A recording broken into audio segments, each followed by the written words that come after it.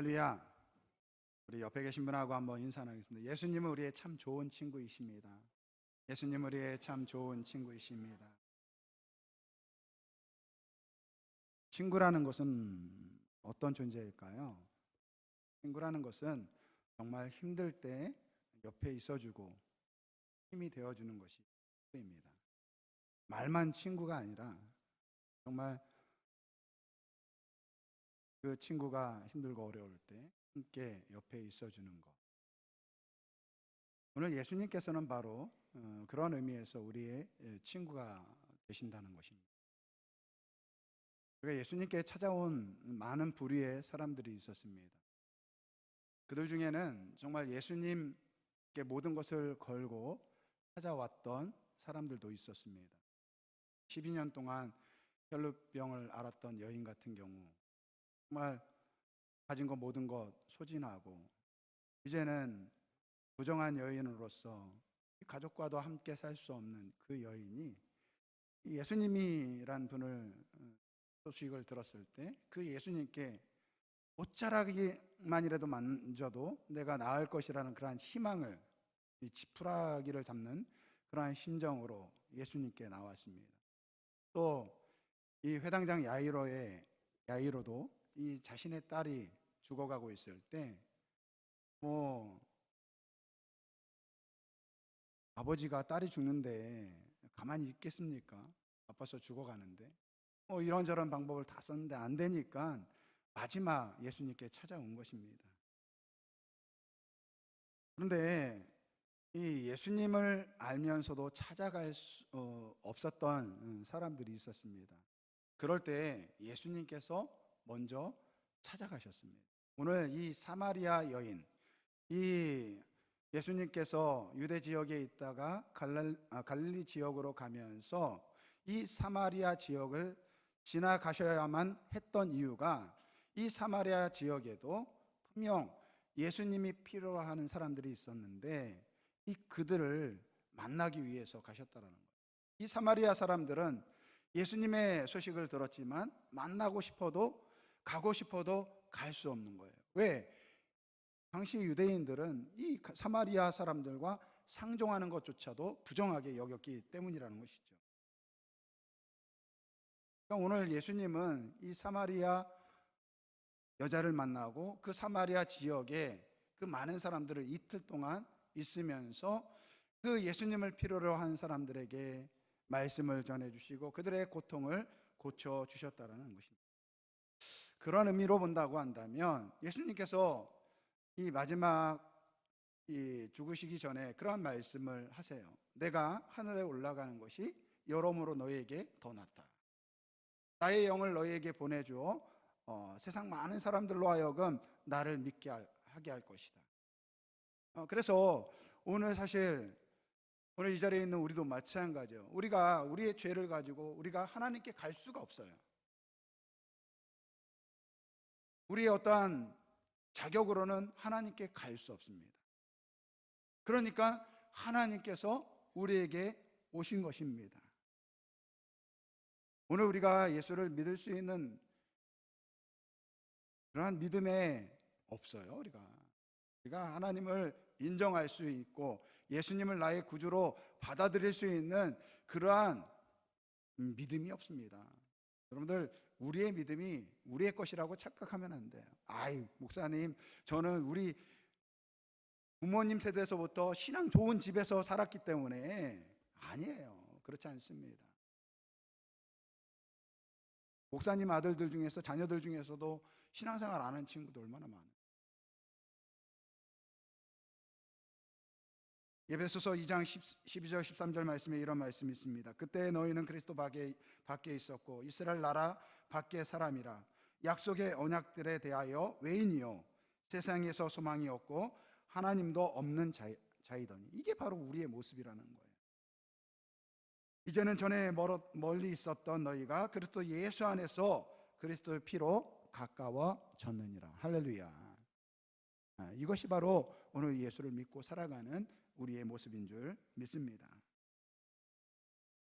오늘 특별히 이 사마리아 여인은 이 자신의 부끄러운 과거로 인해서 불행한 삶을 통해서 이 외부 사람들과 이 단절하고 그렇게 외롭게 살아갔던 인생이었습니다. 그러니까 누구에게도 위로받을 수 없는 그러한 삶을 살아가고 있었어요. 예수님이란 분은 모든 죄인도 받아주신다고 하는데 나 같은 여자도 가면 받아주실까? 근데 갈 수가 없는 거예요. 예수님께서 그 여인의 마음을 아시고 예수님께서 먼저 찾아가 주신 것입니다. 지난주에도 잠깐 말씀드렸지만 예수님께서 그 여인을 만나면서 야, 너는 나 아니면 안 된다. 그냥 더 놔뒀다가는 큰일 나겠다라는 생각을 가지시고 그녀를 찾으신 것입니다. 이 물리학에 보면 이 모든 물질에는 임계점이라는 것이 있다. 임계점. 여러분들 물은 몇 도씨에서 끓죠? 네? 100도. 예. 물은 이 액체 상태로 있다가 100도가 되면 이 기체로 바뀌게 돼요. 근데 이거는 조건이 있습니다. 우리가 사는 일기압에서 그래요. 이거 이제 조건이 바뀌면 이 물의 온도가 끓는 온도가 그러니까 액체에서 기체로 바뀌는 온도가 점점 올라가요. 그래서 이 물을 계속 이 압력을 가하잖아요. 그러면 218.3 기압까지 이 기압을 주면 이 끓는 온도가 점점 올라간다라는 거예요. 하지만 물이 끓는 온도가 374.2도가 되잖아요. 그러면 아무리 압력을 가해도 이 물은 이 액체가 아니라 기체로 존재한다는 거예요. 그래서 이 374.2도를 임계점이라고 그래요. 이 온도 이상에서는 물은 액체로 존재할 수 없다라는 거예요. 근데 오늘 우리의 삶에도 이러한 임계점이 있습니다. 우리 엄마들이 자녀들한테 그러죠. 뭐 엄마뿐만 아니라 그만 그러잖아요. 자녀들이 계속 말씀하면 그만, 이번 마지막이다. 이게 뭐예요? 한 번만 더 했다가는 엄마 화낸다. 그런 거예요. 이 지렁이가 밟으면 꿈틀거린다. 이런 말도 임계점을 이야기하는 것입니다. 그러니까 이 임계 상황이 넘었을 때 감정을 폭발하는 것, 이거는 건강한 거예요. 차라리 여러분, 화가 나는 시점에서 화를 낼 줄 알아야 돼요. 이거를 꼭 참으면 어떻게 됩니까? 병이 되는 거예요. 근데 이 우울증이라는 것이 그래요. 이게 스스로 목숨을 끊는 분들은 이 한계 상황을 극복하지 못하는 것입니다. 저랑 같이 목사 안수를 받았던 목사님 중에 한 분이 제 자신의 간증을 하는데 그러한 이야기를 하시더라고요. 자기가 목회자가 되기 전에 한때는 진짜 잘 나갔대요. 항공회사에서 일을 했었는데 한 달에 몇 천만 원씩 이렇게 벌었다고 하더라고요. 그렇던 삶이 하루아침에 이 수천만 원, 수억의 이 빚을 진 삶이 된 거예요. 매일 술을 먹지 않고는 이 마음의 평안을 얻을 수 없는 그러한 나날을 계속 보내는 거예요. 꽤 고층 아파트에서 살았던 것 같은데 하루는 베란다에 가가지고 바깥을 이렇게 쳐다보고 베란다 밑을 이렇게 쳐다봤는데 이 베란다 밑에 자기가 떨어져서 죽어있는 모습을 보는데 그 모습이 지금의 내 모습보다는 더 편하다는 그런 생각이 들더래요. 그래가지고 자기도 모르게 그 베란다를 넘어가려고 했었대요. 그러니까 삶의 한계가 오잖아요. 그러면 우리의 마음이 내 마음 같지가 않습니다. 우리 그리스도인들은 뭐 말씀을 읽고 기도를 한다고 하는데 마음의 평안을 얻을 수 없습니다. 그때 우리가 전적으로 의지할 수 있는 분은 오직 예수님밖에 없어요. 근데 중요한 것은 우리가 예수님께 가도 더 중요한 것은 예수님께서 우리를 만나 주셔야 된다라는 것입니다. 이 목사님께서 베란다 바깥으로 넘어가려는 순간에 누가 자기 목덜미를 확 잡아가지고 잡아당기더래요. 그래가지고 뒤로 발랑 잡아줬대요. 그러고 나서 이렇게 쳐다보니까 그 앞에 예수님이 딱 계시더래요. 혹시 여러분들 중에서 마음이 힘든 분들 계시면요, 예수님을 찾으시기를 바랍니다. 예수님이 내 마음에 오시도록 바라고 기도하시기를 바랍니다. 예수님께서 요한복음 14장 27절에 이렇게 말씀하고 있어요. 평안을 너에게 끼치노니 곧 나의 평안을 너에게 주노라. 내가 너에게 주는 것은 세상과 주는 것과 같이 아니하니라. 너희는 마음에 근심하지도 말고 두려워하지도 말라. 할렐루야. 그러니까 오늘 우리 예수님만이 우리의 마음의 상처를 고치실 수 있는 분입니다. 예수님만이 우리에게 참된 평화를 주실 수 있는 분입니다. 오늘 이 사마리아 여인의 이야기를 가만히 읽어보면요, 참 다행인 것은 하나 있어요. 이 여인은 아직은 삶을 포기하지 않았다라는 거예요. 그것을 알 수 있는 대목이 바로 오늘 본문 말씀에 나옵니다. 이 예수님께서 사마리아 여인에게 물을 달라고 합니다. 그러니까 아니 어떻게 유대인 당신이 사마리아 여인인 나에게 물을 달라고 합니까? 그렇게 이야기합니다.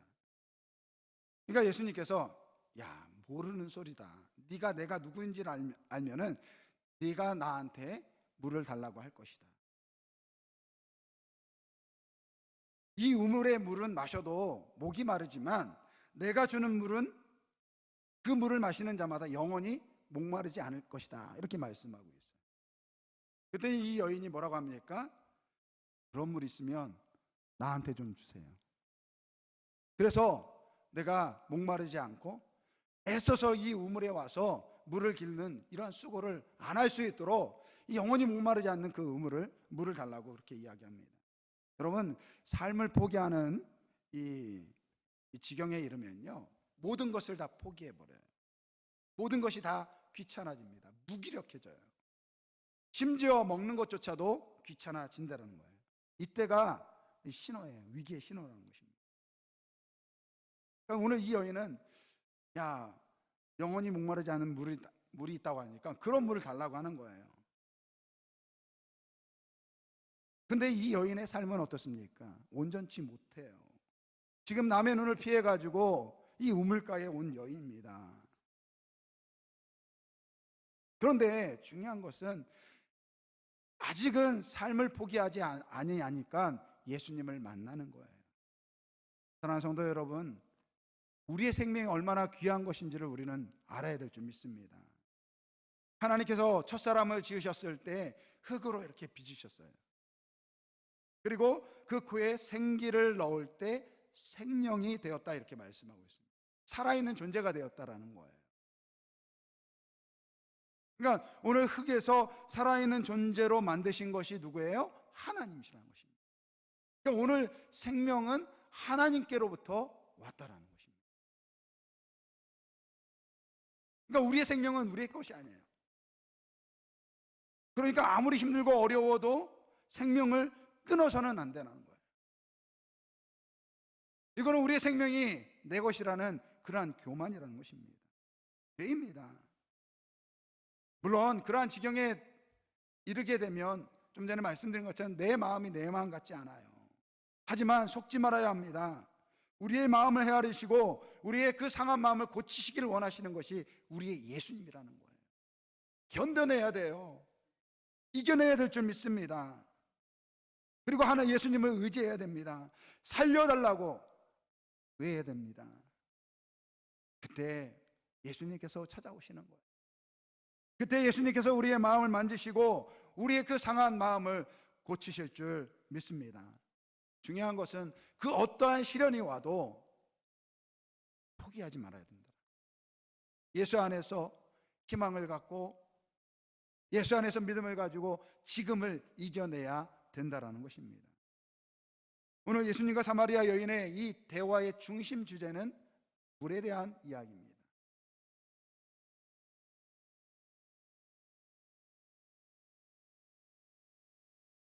여러분, 물은요 생명의 필수 요소입니다. 그래서 요즘 우주를 연구하는 과학자들이요, 어떤 행성들을 조사할 때 물이 있는지 없는지 그거를 조사를 해요. 지난주에 보니까 이 나사에서 이 발사된 그 화성 탐사선이 도착해가지고 뭐 물의 흔적이 있는 그러한 곳을 뭐 이렇게 탐사한다라고 그렇게 이야기를 하고 있습니다. 근데 오늘 예수님께서는 두 가지 물을 이야기하세요. 첫째는 마셔도 목이 마른 물입니다. 제가 이게 물을 마시지만 이 물은요, 어떻습니까? 마시면 또 목이 마른 물입니다. 본문에서는 이 우물에 있는 물을 이야기합니다. 하지만 이 물은 우리가 살아가는데 꼭 필요한 것을 상징적으로 이야기하는 거예요. 여러분, 먹고 사는데 꼭 필요한 것이 무엇일까요? 뭐 여러 가지 있죠. 먹는 것, 마시는 것, 그리고 입는 것, 그리고 집. 그 외에도 뭐 사랑, 명예, 권세 이런 것들을 이야기할 수 있습니다. 특별히 우리가 살아가는데 꼭 필요한 것들 중에서 대표적인 예로 이 돈을 이야기해 보자고요. 이 돈만 있으면 우리가 먹고 사는 필요한 것들 다 얻을 수 있습니다. 여러분, 예수를 믿는 사람들은 돈이 없어도 될까요? 나는 예수 믿으니까 돈이 없어도 된다 라고 생각하시는 분 손 들어보세요. 없나 봐요? 예수를 믿어도요, 먹어야 합니다. 마셔야 합니다. 잠을 자야 돼요. 자기가 살 집도 필요합니다. 입을 옷도 필요합니다. 세상적으로 좋은 직장에 들어가야 되고 또 사회적으로 성공하고 돈도 많이 벌 필요가 있습니다. 요즘에 와가지고 막 이렇게 교회에서 성공에 대해서 그거를 뭐 좀 나쁘게 이야기하고 그리고 돈을 악한 것으로 이야기하는데, 여러분, 그리스도인들은 그러면 가난하게 살아야 될까요? 우리 예수 믿는 사람들은 가난하게 사는 것이 하나님의 뜻일까요? 만약에 그게 하나님의 뜻이면요, 저는 새벽 예배 나와가지고 하나님, 우리 장로님들 불쌍하게 살게 해주세요 이렇게 기도해야 돼요. 우리 장로님들 사업 잘 안 되게 해주세요, 가난하게 해주세요. 그게 하나님의 복인데. 그런데 그렇게 기도 안 해요. 저는 우리 학생들을 위해서 기도할 때마다 하나님, 우리 학생들 공부 잘해서 좋은 대학 가고 좋은 직장 얻게 해주십시오. 우리 지금 코로나로 힘겨운 삶을 살아가는 우리 성도들, 그 직장들 보호해 주시고 사업장들 하나님 잘 될 수 있도록, 이 어려운 시대를 잘 이겨나갈 수 있도록 기도를 드리고 있어요. 가끔 어떤 분들이 그런 이야기를 해요. 목사님들은, 교역자들은 가난하게 살아야 된다. 목사로서 기분 나빠요. 그건 하나님 뜻 아닙니다.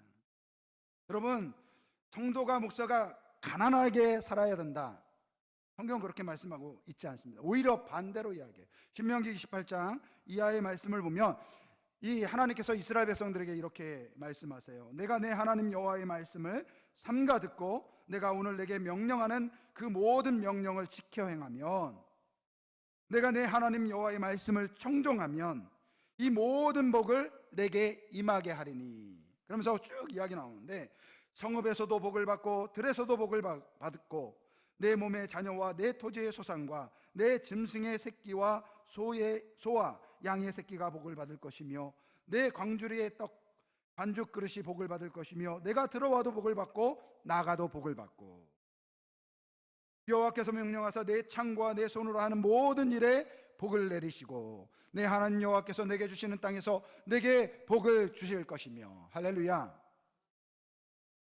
내 몸의 소생과 가축의 새끼와 토지의 소산을 많게 하시며 여호와께서 너를 위하여 하늘의 아름다운 보고를 여시사 내 땅의 때를 따라 비를 내리시고 내 손으로 하는 모든 일에 복을 주시리니 내가 많은 민족에게 꾸어줄지라도 너는 꾸지 아니할 것이요. 할렐루야. 저는 우리 아름다운 교회 성도님들이 이러한 하나님의 축복을 받기를 주님의 이름으로 축원드립니다. 나가도 복을 받고 들어가도 복을 받고 여러분들이 하는 모든 사업이 잘 되기를 바랍니다. 이거 하나님께서 하나님 백성들에게 주시는 복입니다. 그런데 여기에 한 가지 조심할 것이 있습니다.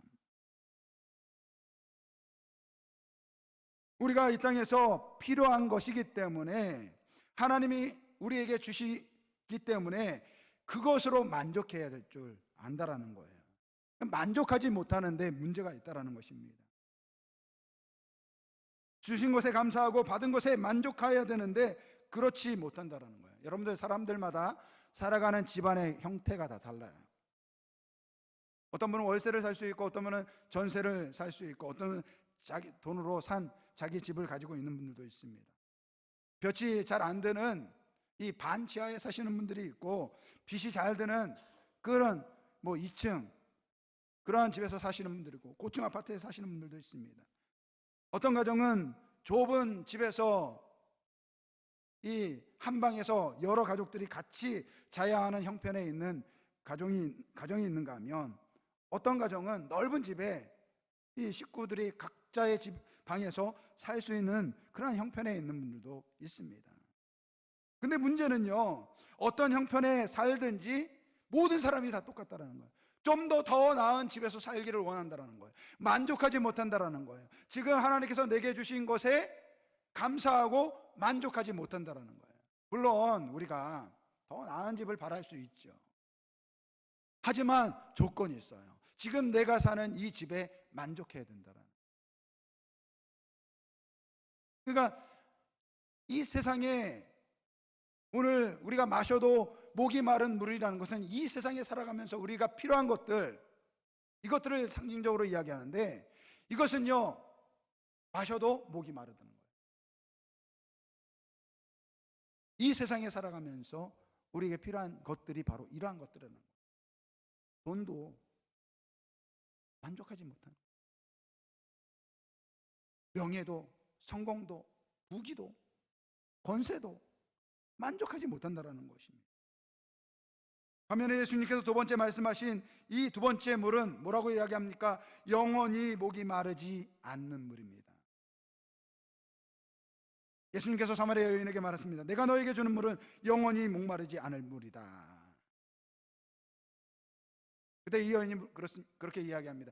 그런 물이 있으면 나한테 그 물을 주십시오. 그때 예수님께서 이러한 이야기 하세요. 남편을 불러와라, 이렇게 이야기합니다. 예수님께서 왜 이런 이야기 하셨을까요? 너무 한심하고 딱하니까 이야기하신 거예요. 지금 이 여인의 상태가 어떻습니까? 다른 사람들은 오지 않는 그 한낮에, 햇볕이 쨍쨍 찌는 그 시간에 우물 곁에 왔습니다. 그것도 혼자 왔어요.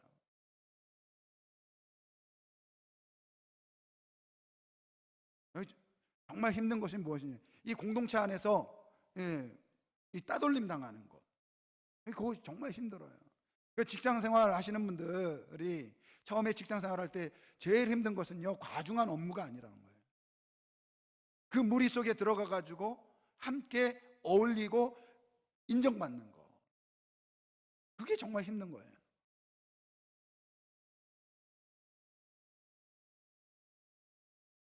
잠언 17장 22절 말씀에 이런 말씀이 있습니다. 마음의 즐거움은 양약이라도 심령의 근심은 뼈를 마르게 하느니라. 오늘 이 여인은요, 뼈를 마르는 심령을 가지고 살아가는 그러한 여인입니다. 자기 형편이 지금 힘들어서 죽을 판이에요. 근데 뭐라고 이야기합니까? 지금 당장 먹고 마실 물에 집중하는 그런 모습을 이야기하는 거예요. 그러니까 예수님께서 야, 네 형편 좀 봐봐라. 네 형편이 지금 어떤 형편이냐, 이렇게 이야기하시는 거예요.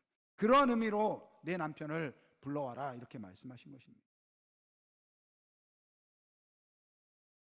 이 예수님의 이 말씀에 이 여인이 자기가 어떠한 삶을 살고 있는지 다시 깨닫게 되는 거예요. 그렇구나, 내가 5번이나 결혼에 실패하고 지금 있는 남자도 내 남편이 아닌 그러한 남자에게 의탁해가지고 살아가고, 세상 사람들은 그러한 나를 부정하게 여기면서 나는 외롭게 이렇게 살아가고 있구나. 그러면서 이 여인이 예수님에 대한 시각이 바뀝니다.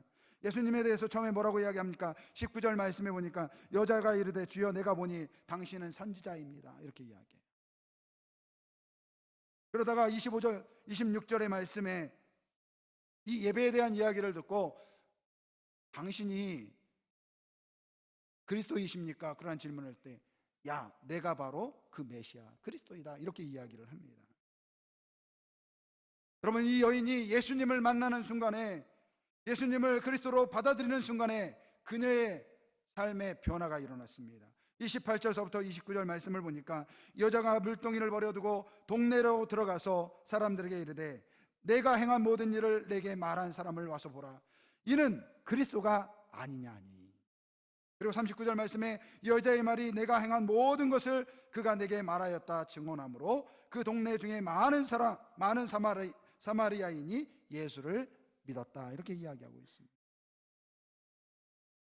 예수를 만나기 전에, 예수님을 그리스도로 알기 전에 이 여인에게 많은 상처가 있었습니다. 그 상처로 감히 사람들 앞에 설 수가 없었던 그러한 인생을 살아갔던 여인입니다. 그런데 예수님을 만나는 순간 그 외로움에서, 그 부끄러움에서 해방되었다라는 거예요. 그리고 예수님 앞에, 사람들 앞에 나가서 그 예수님을 만난 예수님을 증거합니다. 이 예수님을 만난 그 기쁨이 그녀의 마음속에 차고 넘치는 거예요. 그녀에게 영원히 목이 마르지 않을 물은 바로 예수님이었다라는 것입니다. 오늘 우리의 삶에는 두 가지의 물이 필요합니다. 첫 번째 물은 우리가 이 땅에 살아가면서 마셔야 할 물이에요. 두 번째 물은 바로 예수 그리스도입니다. 이 두 개 다 필요해요. 예수 믿는 사람이라고 해가지고 첫 번째 물이 안 필요한 것이 아닙니다. 마태복음 6장 31절 33절 말씀 우리 한번 같이 읽어보겠습니다. 마태복음 6장 31절부터 33절까지 말씀 같이 읽어보겠습니다.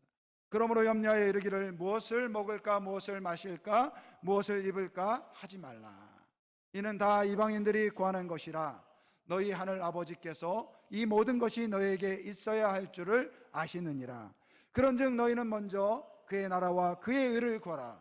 그리하면 이 모든 것을 너희에게 더하시리라. 아멘. 여러분, 32절 말씀을 보세요. 이는 다 이방인 사람들이 구하는 것이요 너희 하늘 아버지께서 이 모든 것이 너희에게 있어야 할 줄을 아시느니라. 할렐루야. 하나님께서는 우리가 돈이 필요한 거 아세요. 우리에게 성공이 필요한 거 아십니다. 우리의 직장에서 인정받고 승진하고 사업이 잘 되기를 원하는 것을 우리 하나님께서 아신다라는 것입니다. 하나님께서는 우리가 건강하게 살기를 원하는 우리의 마음을 아신다라는 거예요. 하나님은 절대로 하나님의 백성, 너 하나님의 백성이니까 너는 이 세상 거 필요 없어, 이렇게 말씀하시는 분이 아니라는 것입니다. 그런데 중요한 것이 있습니다. 그것이 무엇입니까? 먼저 하나님의 백성이 돼야 돼요. 하나님의 백성이 돼야 돼요. 우리가 하나님의 백성이 안 되니까 자꾸 이방인처럼 먹고 입고 마실 것에 집중한다는 것입니다. 그래서 먼저 그의 나라와 그의 의를 구하라. 너희들 먼저 예수를 만나야 돼, 이야기하는 것입니다. 너희들 먼저 예수를 영접하고 하나님의 백성이 되어야 된다.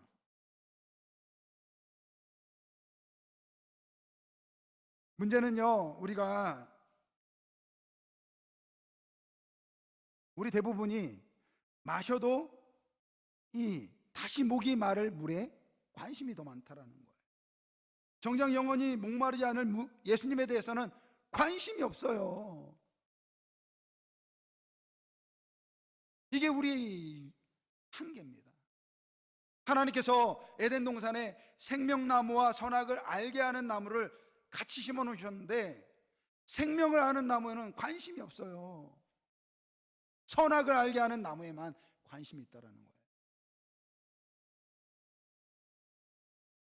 여러분, 세상 사람들은 그럴 수 있습니다. 오늘 말씀에도 그랬잖아요.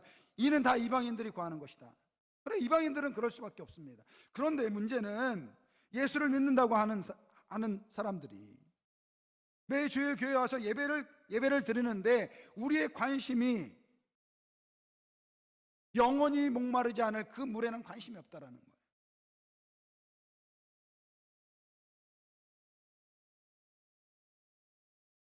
여러분, 예수님은 우리의 인생의 문제를 해결해 줄 수 있는 분이시죠. 우리가 기도하면 우리의 기도에 응답해 주시죠. 네, 맞어요.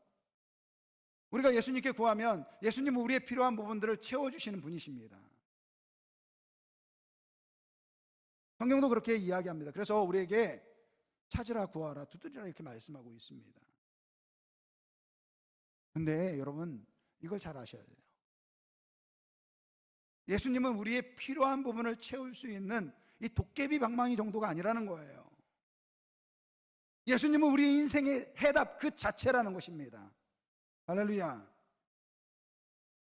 오늘 사마리아 여인을 보세요. 예수님을 이 메시아로 영접하는 순간 그녀의 삶이 바뀌었어요. 근데 형편은 바뀐 것이 하나도 없습니다. 여전히 그녀는 5명의 남편으로부터 상처받은 그 상처를 가지고 살아가는 여인이에요. 뭐 이 여자가 예수님을 그리스도로 영접하는 순간 그 지금 있는 남편이 야, 오늘 나랑 결혼하자 이렇게 얘기합니까? 아니요, 그대로예요. 근데 이 여인에게는 이 모든 상처와 아픔을 극복할 수 있는 기쁨이 생겼다라는 거예요. 그게 누구이십니까? 바로 예수님이라는 거예요.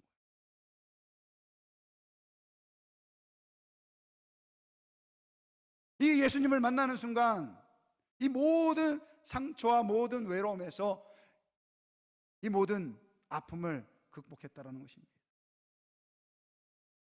그리고 자신을 부정하게 여겼던 그 세상 사람들에게, 그 동네 사람들에게 나아가서 이렇게 이야기합니다. 예수님을 선포합니다. 그녀의 심정은 그렇겠죠. 난 여전히 박복한 여자입니다. 그러나 내게는 예수님이 계십니다. 오늘 이것이 이 여인의 고백이라는 거예요. 오늘 우리가 결단의 찬양을 부를 이 주 예수보다도 더 귀한 것은 없네. 이 찬송가 94장 이 찬양인데요.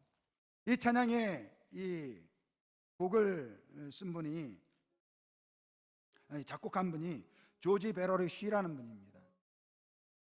이분이 대학 다닐 때 아마 그 미국의 경제공황으로 굉장히 어려웠을 때라고 합니다. 그래서 아버지가 야, 학업을 대줄 수 없으니까 좀 학업 좀 중단하고 좀 돈 좀 벌으려고 그렇게 이야기를 했나 봐요. 근데 원래 이 조지 베러리 씨가 이 음악성이 있어요. 노래를 굉장히 잘했다고 합니다. 그리고 이 음악성도 있었고요. 그렇게 일을 하다가 우연치 않게 방송국 사람을 알게 되고, 이 사람이 이제 노래를 잘한다라는 것을 알고 이 방송국에 초청을 해가지고 노래를 부르게 됐는데 노래를 너무 잘한 거예요.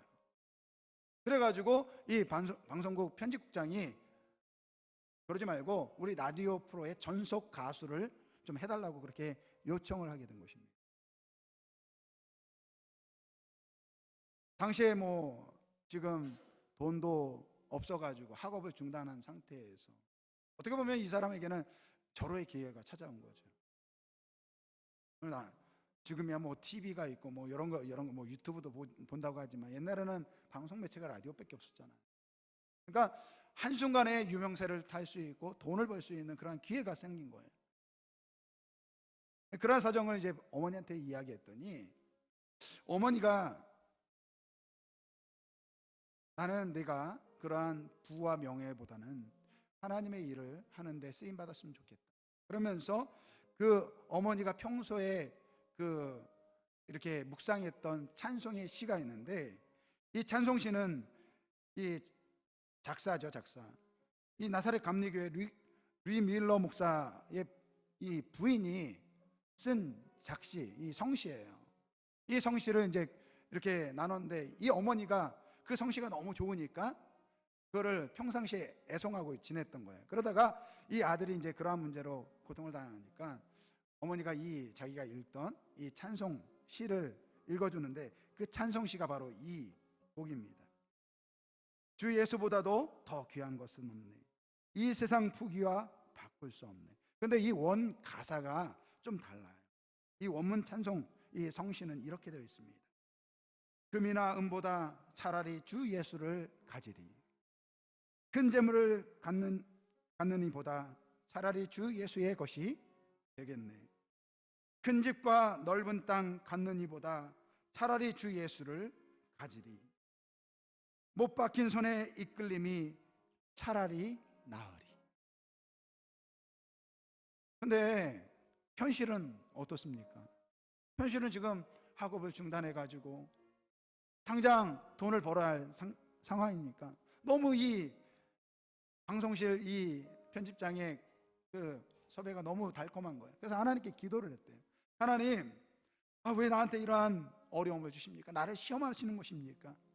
나한테 이 유혹을 이길 수 있는 힘을 주세요. 저는 하나님을 찬양하고 싶습니다.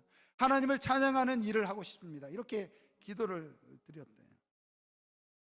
그러다가 이제 주일날 찬양 연습을 하는데 갑자기 어머니가 들려준 그 찬양의 시가 마음에 와닿는 거예요.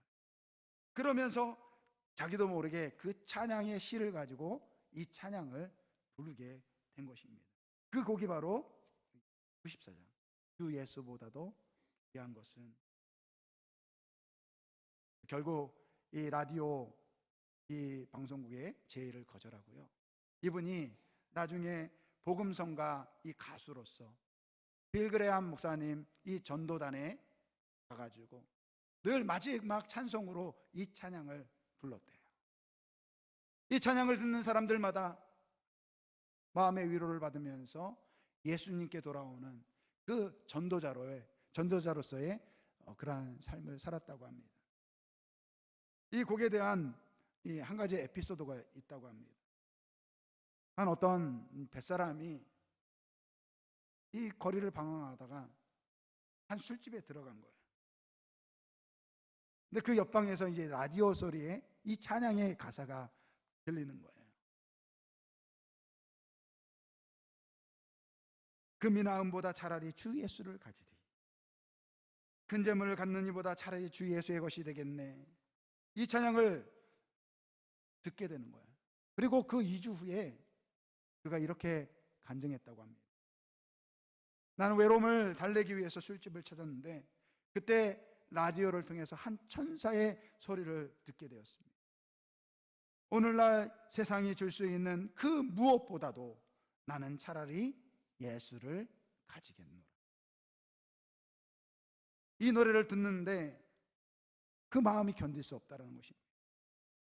그리고 그 노래가 끝났는데 누군가가 계속해서 그렇게 이야기를 하대. 마음을 묶어 예수께 바치고 죄악된 세상에서 빨리 회개하고 하나님의 용서를 받으라. 그리고 주께 돌아와서 예수님을 만나게 되었다고 합니다. 오늘 이 세상에 오늘 두 가지의 물이 우리에게 있어요.